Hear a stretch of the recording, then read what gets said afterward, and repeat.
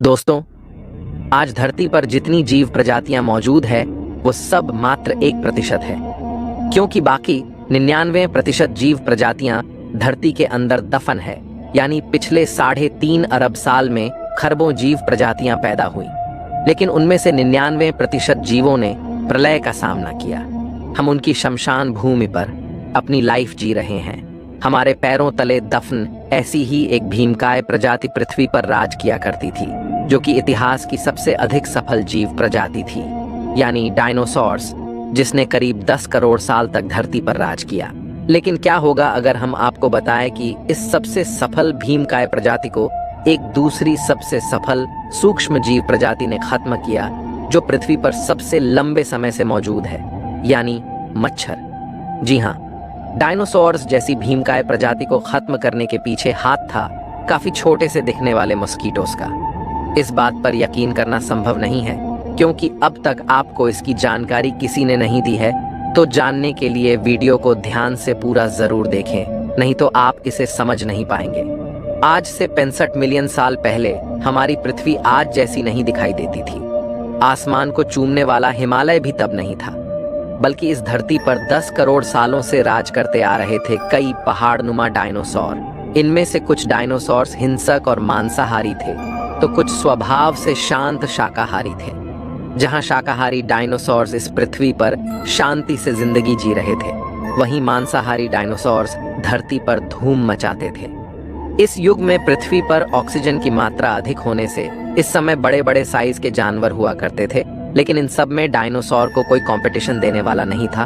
और डायनासोर सोचते थे, कभी कभी लगता है अपन ही भगवान है। लेकिन दोस्तों, डायनासोर्स को पता नहीं था कि एक दिन ऐसा भी आएगा जब उनकी पूरी प्रजाति ही खत्म हो जाएगी, क्योंकि 10 करोड़ साल पहले धरती से काफी दूर मंगल और बृहस्पति के बीच मौजूद एस्टेरॉयड बेल्ट में अचानक एक एस्टेरॉयड से दूसरा एस्टेरॉयड आकर टकराता है और उसके 2 टुकड़े हो जाते हैं। इनमें से एक टुकड़ा माउंट एवरेस्ट जितना बड़ा होता है, लेकिन इसकी डायरेक्शन पृथ्वी की ओर होती है।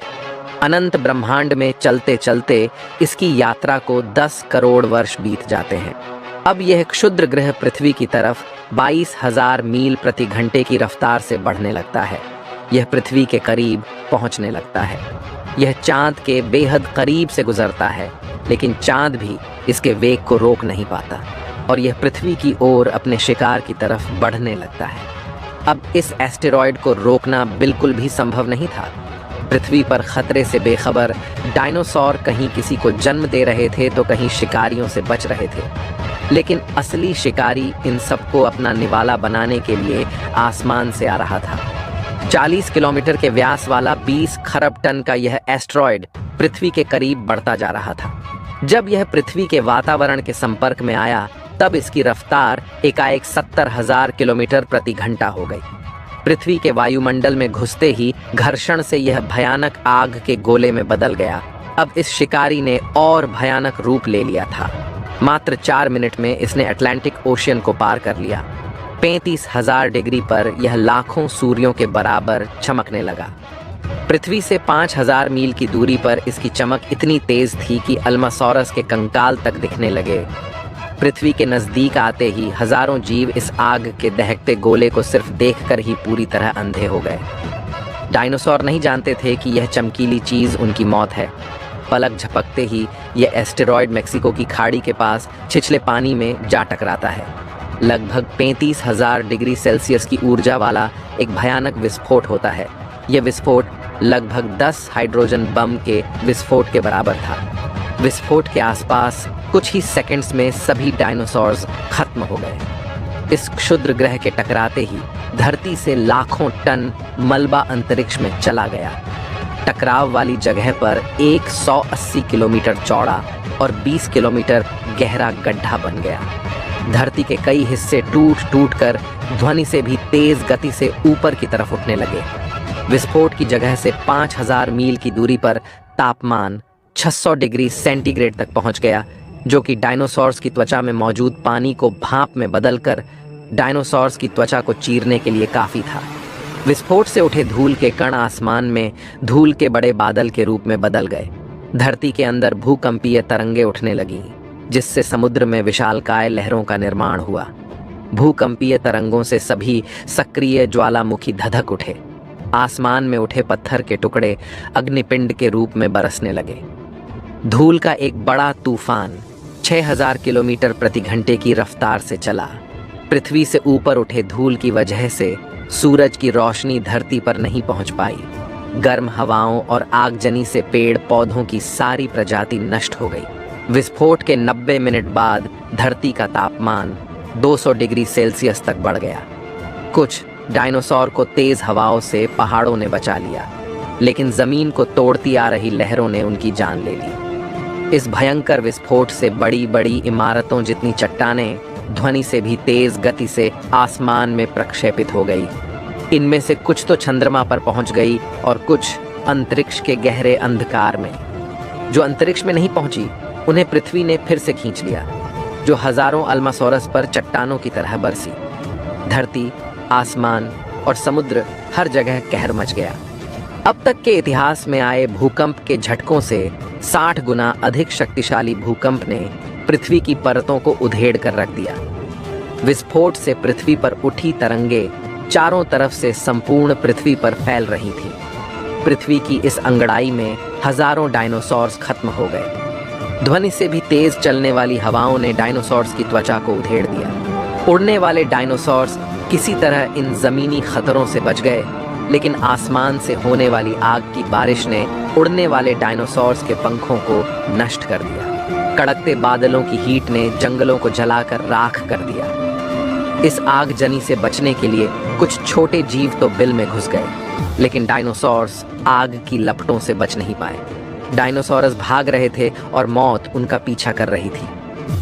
विस्फोट से अधिकतर ऊर्जा तरंगों के रूप में पृथ्वी के धरातल में फैल गई, लेकिन 1% ऊर्जा सीधे पृथ्वी के आर पार हो गई, जो कि पूरी पृथ्वी को घंटी की तरह बजाने के लिए काफी थी। एस्टेरॉयड के भयंकर विस्फोट ने समुद्र में सुनामी को जन्म दिया। जो डायनासोर किसी तरह बच गए, उन्हें बड़ी बड़ी लहरों ने निगल लिया। वहीं इस विस्फोट से धरती के सभी ज्वालामुखी सक्रिय होकर आग उगलने लगे। विस्फोट से निकले धुएं के बादल ने धरती को कई महीनों तक अंधकार में धकेल दिया। सूरज की रोशनी के अभाव में पेड़ पौधे भी नष्ट हो गए। जो डायनासोर्स किसी तरह बच गए, उनके लिए पृथ्वी पर खाने के लिए कुछ नहीं बचा। उन्हें भूख ने ही निगल लिया। इस तरह इतनी बड़ी धरती पर डायनासोर्स को कहीं भी छुपने की जगह नहीं मिली। जमीन, आसमान और समुद्र, हर जगह प्रलय ने उनको घेर लिया था। और वैज्ञानिकों के अनुसार इस तरह सभी डायनासोर्स की मौत हुई। लेकिन अभी कहानी खत्म नहीं हुई है। वैज्ञानिकों के अनुसार डायनासोर्स के इस मृत्युकाल के बाद भी हजारों डायनासोर्स के कंकाल मिलते हैं, जिससे पता चलता है कि डायनासोर्स एक साथ नहीं बल्कि धीरे धीरे मरे। एस्टेरॉयड ने जहां डायनासोर्स को एक साथ खत्म किया, वहीं डायनासोर्स के मरने का एक और कारण था जिसने उन्हें धीरे धीरे मारा, और वह थी एक ऐसी जीव प्रजाति जिससे डायनासोर्स भी घबराते थे। वो थे मच्छर और कीड़े। वैज्ञानिकों के अनुसार कुछ डायनासोर्स की प्रजाति को मच्छरों और कीड़ों ने खत्म किया था। आज से करोड़ों साल पहले ट्रायसिक युग में ही एक मच्छर डायनासोर्स को काटते हुए जब उड़ा, तो वह पेड़ से निकलने वाले रेजिन के घोल में फंस गया। करोड़ों सालों बाद यह एम्बर फॉसिल के रूप में जब आज के समय में वैज्ञानिकों को मिला, तब इस मच्छर में मौजूद खून को टेस्ट किया गया। जो वायरस इस मच्छर के खून में मौजूद थे, वही वायरस और बैक्टीरिया डायनासोर्स के अवशेषों में भी पाए गए। इसका मतलब था कि ट्रायसिक युग में एक महामारी फैली थी, जिसने डायनासोर्स को धीरे धीरे मारना शुरू कर दिया था। जहां एस्टेरॉयड डायनासोर्स की सडन एक्सटिंक्शन का कारण थे, तो वहीं ये छोटे छोटे मच्छर उन्हीं डायनासोर्स को पीलिया से बीमार करते हुए भी मार रहे थे। पृथ्वी पर होने वाली तबाही से पृथ्वी पर उस समय मौजूद जीवन एक बार के लिए लगभग खत्म हो चुका था, लेकिन उस समय कुछ ऐसे जीव भी थे जो इस भयंकर तबाही से बच निकले। वो थे मैमल्स, यानी हमारे पूर्वज। ये मैमल्स एक चूहे से छोटे जीव थे और तबाही के समय बिलों में छुपकर इन्होंने अपनी जान बचाई थी। आगे चलकर इन्हीं ममेलियन से धरती पर कई विचित्र जीवों का जन्म हुआ और फिर हम इंसानों की उत्पत्ति हुई। आज से 3 लाख साल पहले मॉडर्न ह्यूमंस की उत्पत्ति हुई, पर आखिर हम इंसान कहां से आ टपके? हम कैसे पैदा हुए, इसके बारे में अगले वीडियो में जानेंगे। लेकिन दोस्तों, वैज्ञानिकों के अनुसार अगर यह तबाही न हुई होती तो शायद आज हम इंसान पैदा नहीं हुए होते। ऐसे में एक सवाल ज़रूर उठता है कि आखिर नेचर हमसे क्या चाहती है। हमारे पैरों के नीचे एक कब्रिस्तान मौजूद है जिसमें धरती की 99% प्रजातियां सोई पड़ी हैं। 5 बार प्रकृति के कहर ने हमें खत्म करने की कोशिश की, लेकिन हर बार जीवन न सिर्फ बचता गया बल्कि कॉम्प्लेक्स लाइफ में बदलता गया है। आज धरती पर हजारों विचित्र जीव प्रजातियां मौजूद हैं और उनमें से एक ऐसी प्रजाति भी पैदा हुई है जो एवोल्यूशन का सबसे बड़ा आविष्कार है, यानी हम इंसान, जो धरती को पार कर मंगल तक पहुंचने की होड़ में है, जो ऐसे किसी एस्टेरॉयड को नष्ट करने में भी सक्षम है, जो लाइफ को ऐसे खतरों से बचाने में सक्षम है। तो ऐसे में प्रकृति हमसे क्या चाहती है? क्या हमें दूसरे ग्रहों पर जीवन को फैलाना चाहिए ताकि हम लाइफ को प्रकृति के कहर से बचा पाएं? दोस्तों, डायनासोर्स के इस भयानक अंत को देखकर आपको क्या लगता है? क्या आपस में दंगे फसाद कर हमें खुद का समय नष्ट करना चाहिए, या एक साथ मिलकर विज्ञान के साथ चलकर लाइफ को मल्टीप्लैनेटरी बनाना चाहिए? क्योंकि हो सकता है कि अगला एक्सटिंक्शन का कारण कोई एस्टेरॉयड ना होकर हम इंसान खुद हो। इस बारे में क्या सोचते हैं आप? कमेंट में जरूर बताइए। मैं मिलता हूं आपसे अगले वीडियो में। तब तक विज्ञान की गलियों में घूमते रहिए।